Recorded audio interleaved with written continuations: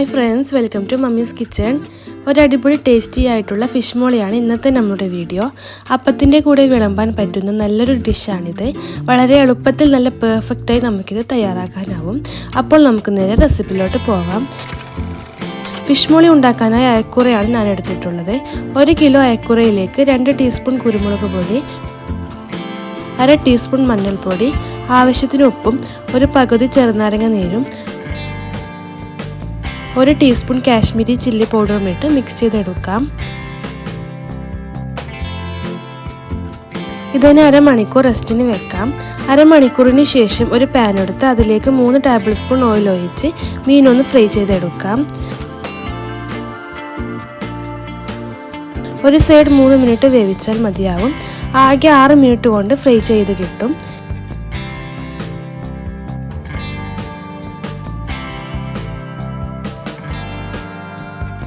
ഇതിന് മാറ്റി വെക്കാം.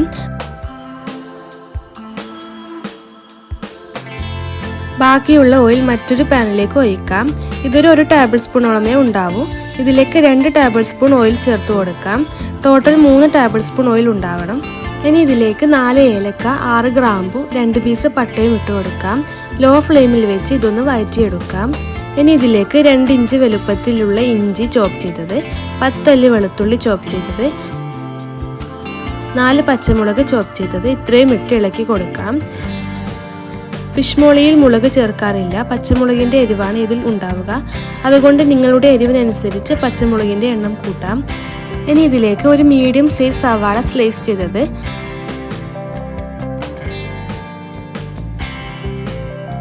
അല്പം കറിവേപ്പില, 1/2 ടീസ്പൂൺ ഉപ്പ് ഇത്രയും ചേർത്ത് ഇളക്കി കൊടുക്കാം.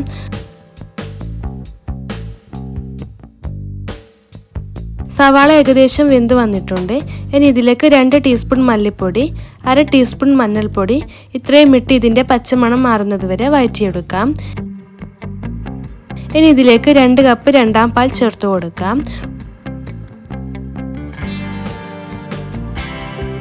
1/2 ടീസ്പൂൺ ക്രഷ് ചെയ്ത കുരുമുളക് പൊടിയും ചേർത്ത് ഇളക്കി കൊടുക്കാം. ഒരു മീഡിയം ഫ്ലെയിമിൽ വെച്ച് ഇത് തിളക്കാനായി വെയിറ്റ് ചെയ്യാം.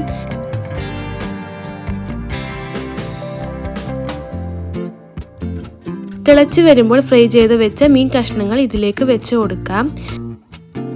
മീൻ ഗ്രേവിയിൽ നന്നായി മുങ്ങുന്ന രീതിയിൽ വേണം ഇടാൻ.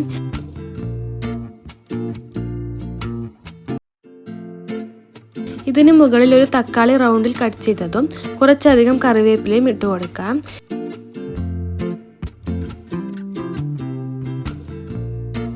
ഇതിനെ അടച്ചു വെച്ച് മീഡിയം ഫ്ലെയിമിൽ 4 മിനിറ്റ് നേരം വേവിക്കാം.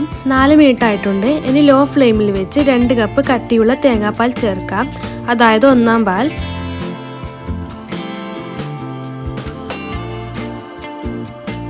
ഒരു ടീസ്പൂൺ വിനാഗിരിയും ചേർത്ത് കൊടുക്കാം. വിനാഗിരി ഇല്ലെങ്കിൽ നാരങ്ങ നീരായാലും മതി. ഇനി ഇതൊന്ന് മിക്സ് ചെയ്യാം. ഇനി ഇത് തിളക്കാൻ പാടില്ല. ചെറുതായി ചൂട് കയറിയാൽ ഫ്ലെയിം ഓഫ് ചെയ്യാം. തിളച്ചു കഴിഞ്ഞാൽ തേങ്ങാപ്പാൽ പിരിഞ്ഞു പോകും. ഇതിന് 1-2 മണിക്കൂറിന് ശേഷം സെർവ് ചെയ്യാം.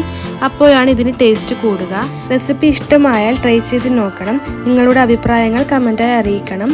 നല്ല റെസിപ്പിയുമായി വീണ്ടും കാണാം. Thank you for watching.